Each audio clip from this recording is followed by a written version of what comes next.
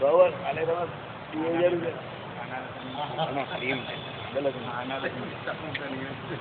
ચાલો સ્વામિનારાયણ હરે સ્વામિનારાયણ હરે.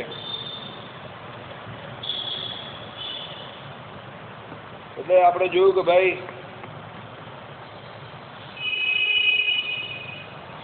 સતાનંદ સ્વામીને શું સમાધિ થઈ, બદ્રીપતિ નારાયણને જોયા અક્ષરધામમાં.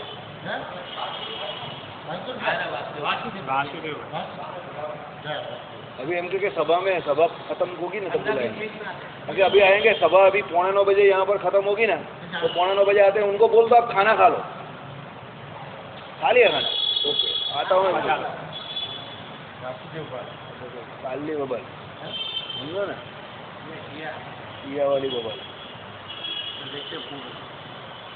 चलो भाई અક્ષરધામમાં રહેલા દિવ્ય અદ્ભુત રૂપથી જોયા. વળી ક્ષણાંતરમાં વૈકુંઠ વિગેરે તે વિષ્ણુ રૂપમાં રહેલા દિવ્ય અદ્ભુત તે પરમેશ્વર રૂપથી જોયા.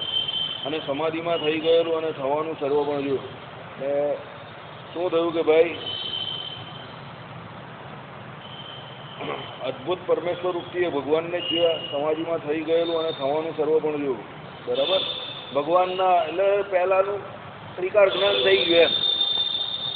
અહીંયા શું થઈ ગયેલું એટલે ભૂતકાળનું અને થવાનું એટલે ભવિષ્યનું બધું સતાનંદ સ્વામીને ખબર પડી ગઈ, દેખાઈ ગયું એમ. બરાબર.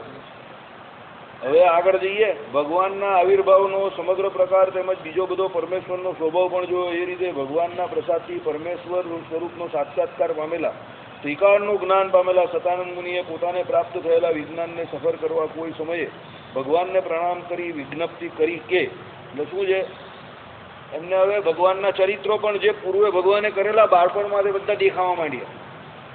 બરાબર. પછી શું ત્રિકાળનું જ્ઞાન થઈ ગયું, 3 કાળનું, ભૂત ભવિષ્ય અને વર્તમાનનું. એટલે શું થઈ ગયું એમને હવે થયું કે ભાઈ હવે આપણે એમ કે આ ભગવાનનું જે ચરિતાર્થ કરતો જે ગ્રંથ બનાવવાનો છે, બરાબર, એનું કામ કરવા માટે હવે આપણે સંપૂર્ણ રીતે તૈયાર થઈ ગયા. કારણ કે ભગવાન જ્યારે હાજરે હજુર નર રૂપે હોય ત્યારે તો શું છે કે ભાઈ એમનું ચરિત્રનો ગ્રંથ કરવાનો હોય તો પહેલાં ભૂતકાળમાં જવું પડે, તો ભગવાનને લઈને બેસવું પડે. ખબર ન હોય તો, કારણ કે ભગવાન જ જાણે ને ભગવાને શું લીલા કરેલી, બીજો થોડો કોઈ જાણે. બરાબર. ત્યાં પછી એમ કે કોકને ભગવાન એવી દ્રષ્ટિ આપી દે પેલા સંજયની જેમ મહાભારતમાં યુદ્ધમાં આપે છે, તો એમ કે એને ખબર પડે ભૂત ભવિષ્ય વર્તમાનની. બાકી આમ ત્રીજા કોઈને તો ખબર પડે જ નહીં, માઇક દ્રષ્ટિવાળાને તો કંઈ ખબર પડે જ નહીં. એટલા માટે સતાનંદ સ્વામીએ શું એમ કે આ ત્રિકાળનું જ્ઞાન ભગવાન પાસે પ્રાપ્ત કરી લીધું, મળી ગયું, ભગવાને આપ્યું એમને. અને પછી વિજ્ઞપ્તિ કરી એટલે પ્રાર્થના કરી, હે ભગવાન આપનું પ્રાદુર્ભાવાદી દિવ્ય ચરિત્ર જે શ્રવણ માત્રથી મંગળ કરનારું અને સર્વજનોના કલ્યાણને કરનારું, ભવ માર્ગમાં જવા આવવાના શ્રમને હરનારું છે, તેને ભાવિ જનોના નિશ્રય માટે ગ્રંથરૂપે ગૂંથવાનો મારો મોટો મનોરથ છે, જેથી મારી વાણી અને વિજ્ઞાનની સફળતા થાય. તો આમાં મને આજ્ઞા આપવાના આપ યોગ્ય છો. શું કહ્યું ભગવાનને કે ભાઈ તમારે એમ કે જે દિવ્ય ચરિત્રો જે છે એ શ્રવણ માત્રથી એમ કે સર્વજનનું શું મંગળ કરે છે. બરાબર. મંગળ ભવન મંગળ હારી. ભગવાનનું નામ કેવું છે, બધું મંગળ જ મંગળ કરનારું છે. અને સર્વ અમંગળનો નાશ કરનારું એ ભગવાનનું ચરિત્ર, ભગવાનનું નામ છે. પછી શું કહ્યું, સમગ્ર જનોના કલ્યાણને કરનારું એ ભગવાનના ચરિત્ર. ગમે તેવા જીવ હોય, પાપી પુણ્યશાળી ગમે એવા જીવ હોય, ભગવાનનું જો ચરિત્ર, દિવ્ય ચરિત્ર એનું શ્રવણ કરે તો એનું અંતઃકરણ કેવું થઈ જાય, એકદમ શુદ્ધ નિર્મળ થઈ જાય. પછી શું કહ્યું એની આગળ કે ભાઈ ભવ માર્ગમાં જવા આવવાના શ્રમને હરનારું છે. એટલે શું કે આ સંસારમાં જે આવવા જવાનું એટલે પુનરાવર્તિ જે થયા કરે છે આ જીવની, જન્મ મરણને ટાળનારું કહ્યું. પછી શું કહ્યું, સમગ્ર જનોના કલ્યાણને કરનારું. ભગવાનના ચરિત્ર સાંભળવાનો અધિકાર દરેક જીવને છે. એવું નહીં કે એમાં કોઈ એક જીવ હોય. તમે એવું જોયું કે શ્રીમદ ભાગવતની કથા ચાલતી હોય ને એમાં એમ કે ભાઈ આટલા વ્યક્તિએ જ આવું, કે આમાં ભાઈ આટલાને જ અધિકાર છે, જેને આવવું હોય તો આવી જાય. ઓપનમાં મંડપ બાંધીને બેઠા હોય અને જેને આવવું હોય તો આવી જાય. એમાં કોઈ પાસ પણ નથી હોતો અને એમાં કોઈ ચેકિંગ પણ નહીં થતું. જેને બેસવું હોય તો બેસી જાય, જેને ઘરમાં ટીવી પર સાંભળ્યું હોય એ પણ સાંભળી લે. કેમ? ભગવાનના ચરિત્ર સાંભળવાનો અધિકાર દરેક જીવને છે. સમજો. અરે તમે માનશો પ્રેતીઓની પામેલા જીવને પણ છે. શ્રીમદ ભાગવતના શરૂઆતના મહાત્મયમાં ગોકર્ણ અને ધુંધુકારીની કથા આવે છે. એમાં ધુંધુકારી પ્રેતીઓનીને પામેલા હતા. વાસની અંદર રહ્યા અને 7 દિવસમાં 7 પેલી ગાંઠ હતી તો તૂટી ગઈ.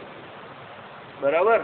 એટલે પ્રેત યોનિને પામેલો જીવ હોય, અધમમાં અધમ યોનિ જેને કહી, એને પણ ભગવાને અધિકાર આપ્યો. બરાબર? એટલે શું છે, ભગવાનના ચરિત્રનો એટલો મહિમા છે કે એને ગમે એવો શુદ્ધ અશુદ્ધ પવિત્ર પુણ્યશાળી કે પાપવાળો ગમે એ જીવ સાંભળવા માંગે, પણ જો એમ કહી કે હીરો શુદ્ધ હૃદયથી સાંભળતો હોય તો એને બધાને એની છૂટ છે. એ મહારાજ દયાળુ. ચાલો, તેને ભાવિ જનોના નિશ્રેયસ માટે ગ્રંથ રૂપે ગૂંથવાનો. એટલે જે હવે પછીના હરિભક્તો આપણા માટે, એટલે આપણું નિશ્રેયસ કોના દ્વારા છે? આ સત્સંગી જીવન ગ્રંથ દ્વારા જ છે. બરાબર?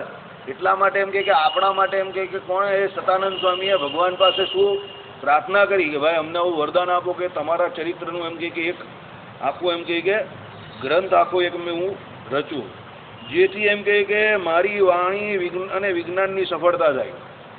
તમારી વાણી એટલે તમે જે બોલો છો એ, અને તમને જે જ્ઞાન છે તે, એની સફળતા ક્યારે કહેવાય? જ્યારે તમે ભગવાનના ચરિત્રો એમ કે સંભાળો, ભગવાનના ચરિત્રનું ધ્યાન કરો, ભગવાનના ચરિત્ર પછી બીજાને એમ કે સંભળાવો, સંભાળો અને સંભળાવો. એને કરીને તમારી વાણી અને તમારું જ્ઞાન બંને એમ કે કેવું સફળ થાય છે. બરાબર? વાણી કેમ બીજાને સંભળાવો એટલે એ વાણીની સફળતા, અને જ્ઞાન એટલે શું? તમે પહેલાં સાંભળો એટલે તમારી જ્ઞાન શક્તિ એમાં જાય ને. સંભળાવવામાં પણ જ્ઞાન શક્તિ જોઈએ અને સાંભળવામાં પણ જ્ઞાન શક્તિ જોઈએ. એટલે શું કહ્યું કે એ જ્ઞાન જે છે તે પણ સફળ થાય. તો આમાં મને આજ્ઞા આપવાને આપ યોગ્ય છો, એટલે ભગવાન પાસે આજ્ઞા માંગી. બરાબર? આ પ્રકારે નિષ્કપટપણે મુનિની ભક્તિથી પ્રાર્થના કરેલા ભગવાને કહ્યું કે તમારો મનોરથ સફળ થશે. તમો મારી સાથે ઉત્તમ દુર્ગપુરમાં આવો, ત્યાં હું ગોપીનાથજીનું મંદિર કરાવીશ. અતિ પવિત્ર ક્ષેત્રમાં સ્થિર મનથી રહીને થયેલા અનુભવને અનુસારે સારા સંબંધી શાસ્ત્ર રસો. આ પ્રકારે ભગવાને આજ્ઞા કરતા મનમાં પ્રહર્ષ પામેલા મુનિ ત્યાં ભગવાનની પાસે રહીને તેમની સાથે દુર્ગ પુરાવ્યા. આ અત્યારે ભગવાન ક્યાં છે? સતાનંદ સ્વામી જોડે દબાણમાં છે. દબાણમાં યજ્ઞ થવાની તૈયારીમાં છે, એટલે ચાલુ છે તો પ્રોગ્રામ, સમજો. ત્યારે ભગવાન સતાનંદ સ્વામીને મળ્યા. સતાનંદ સ્વામીને ત્યાં સમાધિ થઈ પછી ભગવાનના સાક્ષાત દર્શન થયા. પછી ભગવાનને એમને આ પ્રમાણે પ્રાર્થના કરી. હવે ભગવાને જવાબમાં શું કહ્યું કે ભાઈ તમને એમ કહી કે આ ગ્રંથ રચવાની એમ કહી કે સંપૂર્ણપણે હું છૂટ આપીશ, પણ એના માટે તમારે શું એમ કહી કે મારી જોડે કાં આવવું પડશે? દુર્ગપુર આવવું પડશે. કેમ દુર્ગપુર આવવું પડશે? દુર્ગપુરને વિશે હું મોટું ગોપીનાથજીનું મંદિર કરવાનો છું. એટલે હજુ ગોપીનાથજીનું મંદિર બનેલું નહીં, હજુ સ્થાપના થયેલી નહીં. એ પહેલાં એમ કે દબાણને વિશે કોનો? મહારાજ અને સત્સંગી જીવન ગ્રંથના રચયિતા સતાનંદ સ્વામી એમનો ભેટો થઈ ગયો. બરાબર? દીક્ષા આપી દીધી પહેલાં જ, હમણાં જ દબાણમાં જ આપી દીધી. ભગવાનને મળ્યા એટલે પહેલાં દીક્ષા આપી દીધી. દીક્ષા વગર કંઈ કામ નહીં થાય સંપ્રદાયમાં. બરાબર? દીક્ષા તો કોઈને પણ આપવી જ પડે. કોઈ પણ નવો માણસ આવે એને વૈષ્ણવી દીક્ષા તો આપવી જ પડે. વૈષ્ણવી દીક્ષા વગર ગમે એવો વિદ્વાન હોય મોક્ષ માર્ગને ન પામે. બરાબર? ગમે એવો મોટો ભક્તિ કરનારો ભક્ત હોય તો પણ મોક્ષને ન પામે. દીક્ષા એક એવી વસ્તુ છે કે જેમાં એમ કે અધિકાર માત્ર સર્વને છે, પરંતુ એમ કે દીક્ષા પામ્યા પછી, શરણાગતિ પામ્યા પછી એ શરણાગતના જે નિયમો એમાં રહેવું પડે. તો પછી એ શરણાગતિથી જ તમારો મોક્ષ થઈ જાય, ભગવાન જ મોક્ષ કરે. એટલે એના માટેનું સૌથી મોટું અસાધારણ કારણ આપણા સંપ્રદાયમાં, ઉદ્ધવ સંપ્રદાયમાં કયું છે? દીક્ષા છે, વૈષ્ણવી દીક્ષા. એ વૈષ્ણવી દીક્ષા કઈ? અમદાવાદ અને વડતાલ દેશમાંથી જે કોઈ ત્યાંના આચાર્ય આપે છે તે વૈષ્ણવી દીક્ષા. બીજે કોઈ જ્યાં ત્યાં આમ તેમ ફલાણા ઢીમકા જગ્યા પર જઈને લઈ આવે એ નહીં. કારણ કે ભગવાન એ બે ગાદીના બે આચાર્યને જે અધિકાર આપેલો છે, બરાબર, વર્તમાન ધરાવવાનો અધિકાર જો સંતોને આપેલો છે, હરિભક્તને પણ આપેલો છે. કોઈ સારા હરિભક્તો એની પાસે તમે વર્તમાન લઈ શકો, બરાબર, પણ દીક્ષાનો અધિકાર ફક્ત ને ફક્ત ધર્મકુળના આચાર્યનો છે. એ એમનો વિશેષ અધિકાર છે. એમાં ત્યાગીની જે દીક્ષા કઈ, એમાં સત્સંગી જીવનના પ્રથમ પ્રકરણમાં આવશે. એ મોટી દીક્ષા મહાદીક્ષા કઈ, એમનો મંત્ર પણ જુદો છે આપણા કરતા. અને ગ્રહસ્થની દીક્ષા છે એ સામાન્ય દીક્ષા છે. અને બંને ત્યાગી અને ગ્રહસ્થ બંને એ દીક્ષા મંત્ર લઈને રોજ એમ કે એનો જપ કરવાનો છે અને ભગવાનની આજ્ઞામાં રહેવાનું છે. જે શિક્ષાપત્રી સત્સંગી જીવન આદિ ગ્રંથમાં જે કોઈ આજ્ઞા કઈ એમાં રહેવાનું છે, જેને કરીને એનો મોક્ષ થાય. બરાબર? એટલે દીક્ષા તો બધાએ લેવી જ પડે. દીક્ષા કમ્પલસરી. મુક્તાનંદ સ્વામી જેવા મોટામાં મોટા હોય એમણે પણ દીક્ષા લીધેલી ઉદ્ધવ સંપ્રદાયની. એમણે રામાનંદ સ્વામી પાસે લીધેલી. અરે એમને તો પહેલાં એ તો આત્માનંદ સ્વામીને પણ મળેલા હતા. એમની વાત તો તમે આપણે કંઈ કરવા જેવી જ નથી, સમજો. મહારાજે પણ પોતે દીક્ષા લીધેલી, એમને પણ ભગવાન રામાનંદ સ્વામીએ કહ્યું ને તમે તો અમારા જ છો, કારણ કે તમારા માતા પિતા ધર્મદેવ અને ભક્તિમાં હતા, એ પણ અમારા થકી જ દીક્ષાને પામેલા હતા, અને અમે એમને અધિકાર આપેલો કે મુમુક્ષુજનને એ દીક્ષા આપે. તમારા ધર્મકુળમાં અમે એમ કે દીક્ષા આપવાની કામગીરી એમ કે પહેલેથી જ સોંપેલી છે, અને એ ધર્મકુળ પૂર્ણ પવિત્ર છે સંપૂર્ણપણે, એટલે એમ કે અમે તમને પણ દીક્ષા આપીએ છીએ, તમે અમારા જ છો. આવો શબ્દ રામાનંદ સ્વામીએ વાપરેલો. જ્યારે મહારાજ રામાનંદ સ્વામીને મળેલા ને ત્યાંની વાત છે, બરાબર છે. કોઈને કંઈ પૂછવું હોય તો આ પ્રકરણમાં પૂછી શકે છે, કારણ કે ઘણા બધા જેટલા પણ મૂળ સંપ્રદાયથી જુદા થયા એ બધા પોતપોતાની આમાં ટેંસી રાખવા માટે, પોતાની ચોટલી ઊંચી રાખવા માટે કંઈ ને કંઈ ટીખલ ને ટીખલ અંદર કરી રહેલા છે, પ્રક્ષેપ કરી રહેલા છે. મૂળ સિદ્ધાંતો જોડે બાંધછોડ કરીને મૂળ સિદ્ધાંતની જગ્યા પર પોતાનું મન માન્યું મૂકી રહેલા છે, અને લોકોને એ પ્રમાણે સમજાવી રહેલા છે. ધર્મકુળ શબ્દનો અર્થ પણ શ્રીજી મહારાજે કહ્યો, ધર્મદેવનું જે કુળ એ ધર્મકુળ, ધર્મમાં રહે એ કુળ નહીં. એટલે ધર્મકુળ એટલે જે ધર્મદેવે સ્થાપેલું કુળ છે એ જ ધર્મકુળ. અને એમાં પણ પાછા જે એમ કે સૌથી વધારે શ્રેષ્ઠ હોય, ધર્મ પાળવામાં શ્રેષ્ઠ હોય, અને જે જીતેન્દ્રિય હોય એને જ આચાર્ય પદ આપવું. હવે કોઈને કંઈ પ્રશ્ન હોય તો પૂછજો. આચાર્ય પદ એ શ્રીજી મહારાજના કુટુંબનો વિશેષ અધિકાર છે, એમાં બીજા કોઈનું કંઈ ચાલતું નથી, એમાં કોઈ પ્રકારનું સિલેક્શન કે ઇલેક્શન કંઈ હોતું જ નથી. એ ફક્ત ધર્મકુળની વિશેષ પ્રમાણે એક મર્યાદા આપેલી છે, અને એને વિશેષ પ્રમાણે ભગવાને અધિકારો આપેલા છે. બંને છે, હક અને ફરજો બંને છે એની સામે. અને સંપ્રદાયમાં ત્યાગી અને ગૃહી બંનેના મોટા, સૌથી મોટામાં મોટા એટલે સૌથી ઉચ્ચમાં ઉચ્ચ જો કોઈ આચાર્ય હોય તો એ ધર્મકુળના આચાર્ય છે, સમજજો. ગ્રહસ્થના તો એ આચાર્ય ગુરુ છે જ, પણ ત્યાગીના પણ એ જ ગુરુ છે, એ જ આચાર્ય છે. અને મહારાજે તો ત્યાં સુધી કહ્યું કે કદાચ શાસ્ત્રો ઓછું ભણેલા હોય કે કદાચ કોકને કંઈક ઓછી સમજ પડતી હોય તો પણ મારા આચાર્ય મારું સ્વરૂપ છે, એટલે એને પૂજ્યપણે માનવા. ધર્મકુળના આચાર્ય જોડે કોઈ પણ પ્રકારે કોઈ વિવાદ કરવો નહીં, એવું ભગવાને કહ્યું. ઓછી સમજણ પડતી હોય તો પણ ના પાડી, તમને વધારે સમજણ પડતી હોય તો ના, બસ તો પણ માથાકૂટ ન કરવાની. કેમ? શાસ્ત્રોમાં આચાર્ય દ્રોહ એટલે ગુરુ દ્રોહ એને અતિ દ્રોહ કયો છે, એના પાપનું કોઈ પ્રાયશ્ચિત નથી. બ્રાહ્મણ તો કહેવાય, આપણા ગુરુ કહેવાય, ધર્મકુળના કહેવાય, અને બીજું મુમુક્ષુજનને મોક્ષ આપનારા, એટલે મુમુક્ષુતાનું એક આપણે કહીએ ને આપણા સાદી ભાષામાં લાયસન્સ સર્ટિફિકેટ આપનારા છે દીક્ષા દ્વારા, કે જે એને આ લોકથી પરલોક સુધી લઈ જાય છે. એટલે એમનો આ વિશેષ અધિકાર છે, અને જે કોઈ એમના વિશેષ અધિકાર પર તરાપ મારવાની કોશિશ કરે છે કે એનો અધિકાર લેવાની કોશિશ કરે છે, એને આ લોક અને પરલોકને વિશે ભગવાન કદાપી માફ નહીં કરે. એટલે એ બધા કાર્યમાં કોઈ દિવસ માથાકૂટ કરવાની જ નહીં. એ આપણો વિષય નથી, આપણે બહુ નાના માણસ છે એના માટે, આપણી હજુ હેસિયત નથી, બરાબર. એક માણસને એક સવાલ પૂછેલો કે તમારે આ ભાઈ વિશે શું કહેવું છે, તો એણે શું જવાબ આપ્યો ખબર? ઉસકે બારે મેં બોલને કી મેરી औकात નહીં है. અને જે માણસે આ જવાબ આપેલો એ પણ બહુ મોટો માણસ હતો, નાનો માણસ ન હતો, પણ એને જાણી જોઈને એવો જવાબ આપ્યો. એ શું કે હું જવાબ આપીશ તો પેલો બહુ મોટો માણસ છે, કદાચ એકાદ બે શબ્દ આડાઓડા થઈ જશે તો આના પ્રત્યાઘાત ન સારા પડે. આ ધર્મકુળ વિશે આ જ બાબત છે, યાદ રાખજો. આપણા કોઈની કોઈ હેસિયત નથી ધર્મકુળ વિશે કંઈ પણ બોલવાની.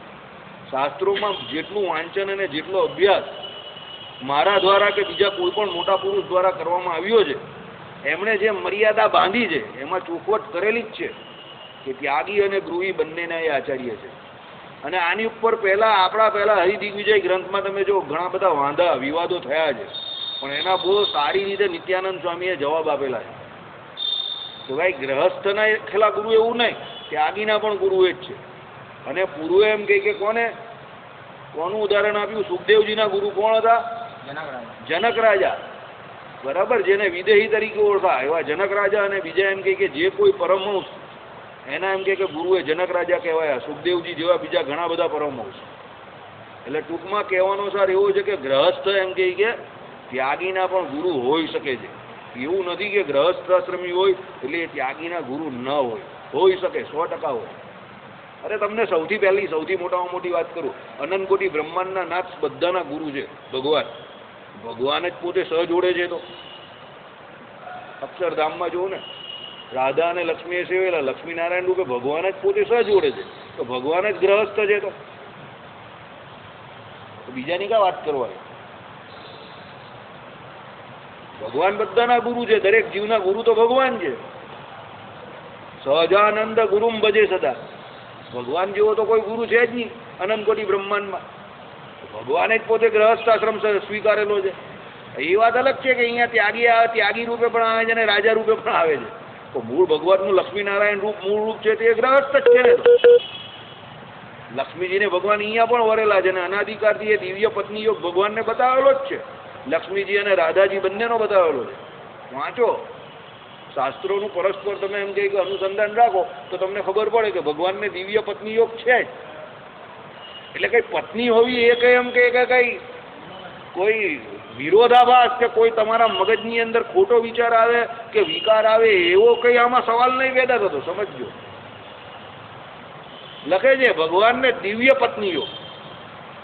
આપણા જેવા માઇક પત્ની યોગ નહીં બતાવ્યો, દિવ્ય પત્ની યોગ બતાવેલો છે. શાસ્ત્રમાં વાંચો બરાબર. અને અનાદિકાળથી છે. અને એ દિવ્ય પત્ની યોગ કઈ ભગવાનને અહીંયાના ગ્રહસ્થની જેમ કામ સુખ માટે નથી. ભગવાન તો અનંત કોટી કામનેઓને લજ્જા પમાડનારા છે. ભગવાન અતિ તૃપ્ત છે. લીલાનંદ ભોગાનંદ છે, તૃપ્તાનંદ છે, સુખાનંદ છે, પૂર્ણાનંદ છે.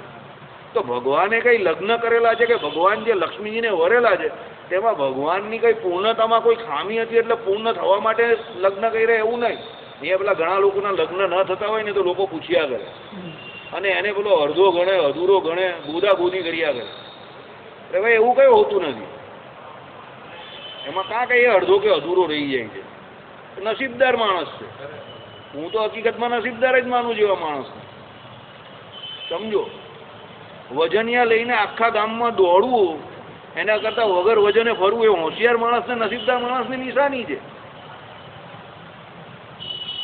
તમે આટલા બધા પરોપકારી બનો કે બીજા કોઈની 18-20 વર્ષની છોકરી તમારે ત્યાં લાવો, એનું ટેન્શન હળવું કરો અને પછી તમે ટેન્શન લેવો અને પછી એના જે કંઈ થાય પ્રોડક્શન એના માટે તમે આખી જિંદગી ઘસી નાખો, પાપના પોટલા બાંધો. એના કરતાં તો પેલો નસીબદાર જ છે ને કે વજનિયા વગર શાંતિથી અલ્લે બંડાએ બિંદા સહિત બંદાની જેમ ફર્યા કરે છે. આ તો શું છે કે ભેરવાયેલા લોકો એટલે પેલા બિચારાને ખાલી હરી કરવા જાય. એનું સુખ જોવાય નહીં ને એટલે મને ઘણા લોકો કે ચાલ તને બૈરી અપાઈ દો. અરે મેં કહું જેને નહીં મળતી એને અપાવ નહીં ભાઈ, તું મને હું અપાવ આવે. જેનું થતું નહીં હોય એને કોઈ બાજુ કહેવા નહીં જાય ચાલ તને અપાઈ દો. મને કહે કે ચાલ તને બૈરી અપાઈ દો. મને એવું ઘણા લોકો કહેવા આવ્યા અત્યાર સુધી. મેં કહું ભાઈ જેનું નહીં થતું એને અપાવ, મને કઈ જરૂર નથી એની. બરાબર? એટલે આવા બધા ખોટા સવાલ કોઈ મગજમાં લઈને ફરતો હોય તો ફરતા નહીં ભાઈ. ભગવાનને તો અનાધિકારથી આ દિવ્ય પત્નીનો યોગ છે જ. સમજજો. અને ભગવાન સહકુટુંબ સહપાર્ષદ જ રહેલા છે ધામમાં અને અહીંયા આવે ત્યારે પણ એમ જ સમજવાનું છે. વાંચો મધ્યનું 13મું વચનામૃત કે ભગવાન જ્યારે અહીંયા અવતાર ધારણ કરે છે ત્યારે પણ એમની જોડે જ બધા હોય જ છે. એમના પાર્ષદો એમના પરિચારકો બધા હોય જ છે. અને ન હોય ત્યારે માની લેવાના. આવું ભગવાને કહ્યું છે ને કે જ્યારે શ્રી કૃષ્ણ ભગવાન એકલા હોય ત્યારે શું? હા, હોય તો છે જ. એટલે ભગવાન કોઈ દિવસ એકલા હોતા નથી. ટૂંકમાં તમને એક લાઈનમાં કહી દીધું, શોર્ટકટમાં એક વાત બોલ દી. ન હોય તો પણ માનવાના કયા છે. એટલે એનો મતલબ શું? ભગવાન સહજોડે જ છે. સમજજો. નહીં તો શિક્ષાપત્રીમાં એમને એમ થોડા મારા જ લાગે કે ભાઈ ના હોય તો પણ માનવાના છે. તો હોય તો માનવા જ પડે ને. ઘણાને એ વાંધો છે કે અમે તો એમ કે પૂર્ણ સંપૂર્ણ અષ્ટ પ્રકારે એમ કે સ્ત્રીના ત્યાગી છે તો પછી ભગવાનના ધામમાં એમ કે આ પ્રમાણે એમ કે રાધાજી લક્ષ્મીજી હોય તો એવા ધામમાં મારે નહીં જવું. અરે પણ ભગવાને તને કા બોલાવ્યો? તમે એમ કહો કે વાસુદેવભાઈ હું તમારા ઘરે નથી આવવાનું, પણ હવે જય સ્વામિનારાયણ મેં કોઈ દિવસ જય સ્વામિનારાયણ સમજી જાઓ. સમજી ગયો હું જે કહેવા માંગુ તે. હા, આવવાનો પ્રશ્ન તમારો ક્યારે થાય કે જ્યારે હું બોલાવું તમને ચોઈસ આપું તો તમે કહી શકો કે આવવાના કે ના આવવાના. પણ મેં કોઈ દિવસ 10 વર્ષમાં અહીંયા કોઈને બોલાયા છે એવો કંઈ મારો ઇતિહાસ છે કે મેં કોઈને બોલાયા હોય? બરાબર? એમ પેલા ભાઈ જાતે કરીને દોડદાયા થાય કે અમારે એ ધામમાં નથી જવું કે જ્યાં રાધાજી લક્ષ્મી જોઈએ. પણ ભગવાને તને બોલાયા, આમંત્રણ મોકલું તારી પર કે તું આવ. બરાબર? ભગવાનના ધામમાં જવું હોય તો ભગવાનની આજ્ઞામાં રહેવું પડશે અને ભગવાન જેમ કે એમ વર્તવું પડશે અને જે કે એ માનવું પડશે. પછી તમે તમારા તુક્કા લગાવો કે ના અમે તો આમ છે ને અમે તો તેમ છે, તો ભગવાન કહે કે જા ભાઈ તું તારા રસ્તે ને હું મારા રસ્તે. આઈડિયા આવ્યો? એટલે ભગવાને જે કર્યું છે એ નથી કરવાનું, જે કહ્યું છે એ માનવાનું છે અને સંપૂર્ણપણે એમાં વર્તવાનું છે. તો ભગવાનના લાડલા થઈશું ને ભગવાનના ધામમાં જઈશું. આ વસ્તુ, આ જ્ઞાન એટલે આ તત્વજ્ઞાન સમજાવવા માટે જ આ ગ્રંથની રચના થઈ છે. એમાં જે કોઈ ચરિત્રો ભગવાનના સમજાવેલા છે એમાં સહેજે સહેજે આ બધું ધર્મજ્ઞાન વૈરાગ્ય સહિત સંપૂર્ણ જ્ઞાન આવી જાય છે, જેનાથી બધી આપણી અજ્ઞાન રૂપી જડતા રૂપી જે ગ્રંથિઓ છે તૂટી જાય છે. માણસ, હું તમને માનું 100 થી 70 થી 80 માણસ પોતાની જિંદગીનો અડધો પોણો ભાગ નહીં 80 થી 90% ભાગ અજ્ઞાનમાં કાઢી નાખે છે. બોલો, અજ્ઞાનમાં કાઢી નાખે છે. અરે ભણેલા લોકો મોટા મોટા કેવી કેવી પોસ્ટ પર હોય અને કેવી કેવી ડિગ્રી મેળવી હોય ને, અરે અજ્ઞાન પાછળ એમ કે એવા દોડતા હોય આપણે એમ ત્યારે થાય કે હા હા ભગવાને અને બધું દીધું, પણ જે જગ્યા પર બુદ્ધિનો પ્રયોગ કરવાનો હતો, જે જગ્યા પર બુદ્ધિનો સદુપયોગ કરવાનો હતો ત્યાં જ ન કહેજો. સૌથી વધારે બુદ્ધિની જરૂર મોક્ષ કરવામાં છે, સમજજો.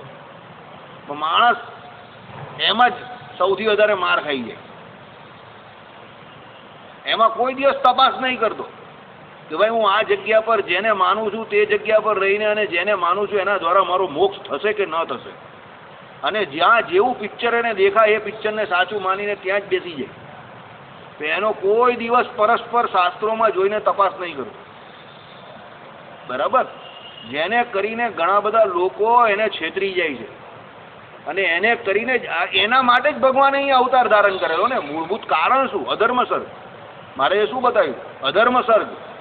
અધર્મ સર્ગ કોના દ્વારા? તો અધર્મી રાજાઓ અને અધર્મી ગુરુઓ. ગુરુઓ કયા રૂપે હતા? ગુરુઓ કહેવાતા તો સાધુ રૂપે જ હતા ને. એટલે આમ શોકો લેલો કહેવાતા તો ત્યાગી જ હતા બધા, સાધુ રૂપે હતા, સાધુના ધર્મમાં ન રહેતા હતા એ પ્રમાણે.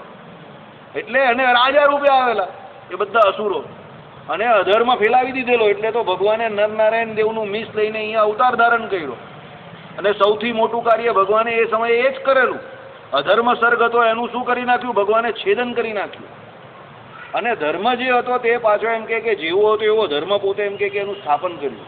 તો તમને લાગે કે ધર્મનું સ્થાપન કર્યું તો 200 વર્ષમાં કેટલો અધર્મ દેખાઈ ગયો? હજુ પણ ઓછો અધર્મ છે એ સમય પર અત્યાર કરતાં વધારે અધર્મ હતો.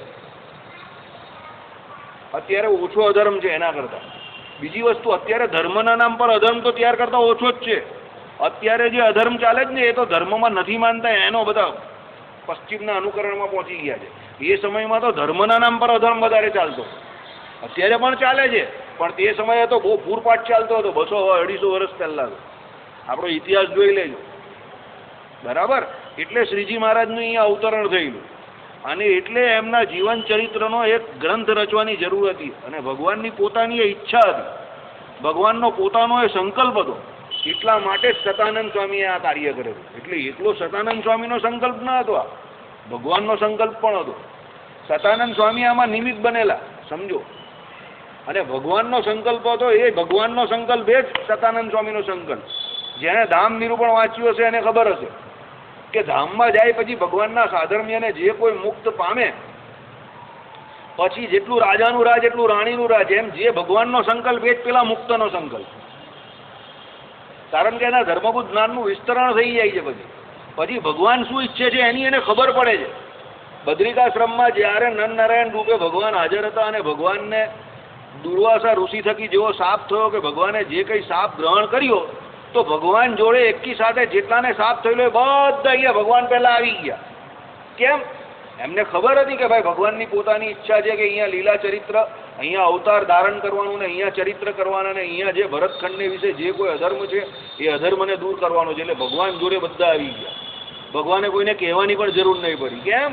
ભગવાનનો સંકલ્પ એ ભક્તનો સંકલ્પ અને ભક્તનો સંકલ્પ એ ભગવાનનો સંકલ્પ. એમ એ જે કોઈ અહીંયા આવેલા ભગવાનની જોડે એ બધાના અજ્ઞાનની નિવૃત્તિ થઈ ગઈ, સમજો. અને એ બધા કેવા હતા? સત્ય સંકલ્પ હતા અને બધા માયાથી મુકાઈ ગયેલા હતા. એ તો પોતે ભગવાનના ચરિત્રની અંદર પોતાનો ભાગ એટલે પાઠ એક પ્રકારનું પાત્ર ભજવવા આવેલા. રામાનંદ સ્વામી વિશે એટલા માટે જ લખાય છે, અવતાર શબ્દ વપરાય છે. રામાનંદ સ્વામીનો જન્મ નહીં બતાવતો, અવતાર શબ્દ કેમ વાપરો છે ખબર? કર્મે કરીને અહીંયા ના આવેલા, સ્વતંત્રપણે આવેલા એવું બતાવવા માટે કહે છે. એટલે ભગવાન સાથે જે કોઈ આવેલા એ બધા સ્વતંત્રપણે આવેલા, ભગવાનની ઈચ્છાથી આવેલા. એટલા માટે ભગવાને વચનામૃતમાં વારંવાર આ સવાલ આ શબ્દ વાપરા છે. શું કે ભગવાન જ્યારે અહીંયા આવે છે ત્યારે મુક્તો પણ હાજર જ હોય છે. બરાબર? ડાયરેક્ટ નહીં કહ્યું ભગવાને, સમજો, ઇનડાયરેક્ટ કહ્યું છે. બુદ્ધિનો વિષય છે. આપણે થાય કે મુક્ત કયા, અહીંયા તો કોઈ મુક્ત દેખાતું નથી, પણ ભગવાન બધાને લઈને જ આવેલા.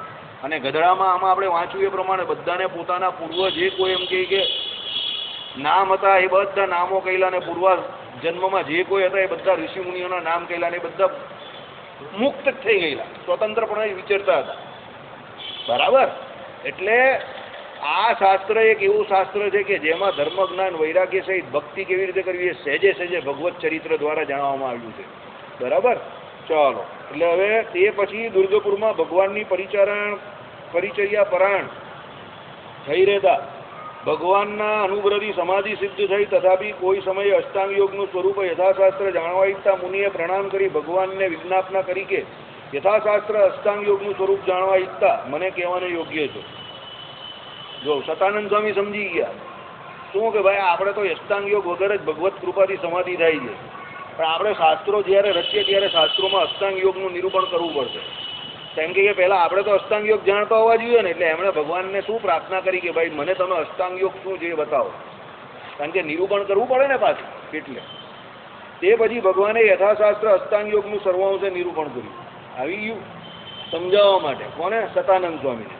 તે પછી યોગનું સ્વરૂપ સાંભળી પ્રહર્ષ પામેલા મુનિએ પરાભક્તિથી સ્તુતિ કરી. યોગનું સ્વરૂપ જાણી ગયા, અને એ યોગથી ઓળખવાના કોને છે? યોગ દ્વારા એમ કહે કે પરમાત્માને જ ઓળખવાના છે. યોગ એટલે શું?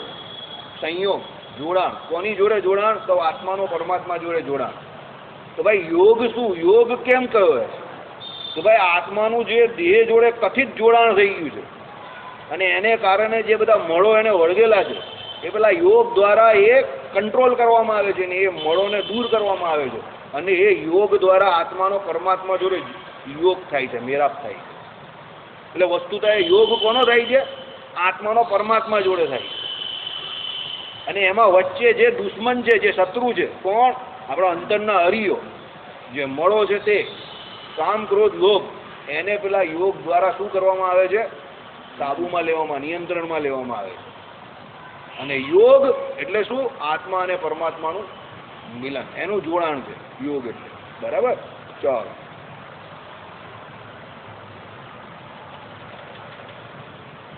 તે પછી એ તેમના સ્તુતિ કરી. હવે સ્તુતિ શરૂ થાય છે. હે મહર્ષે, તમારા મનને જે અભિષ્ટ હોય તે આજ મારા થકી માંગો. તે પછી યોગનું સ્વરૂપ સાંભળી પ્રહર્ષ પામેલા મુનિએ પરાભક્તિથી સ્તુતિ કરી. તેમના સ્તુતિ વચનથી પ્રસન્ન થયેલા ભગવાને કહ્યું, એમના સ્તુતિ વચન અહીંયા કયા નથી.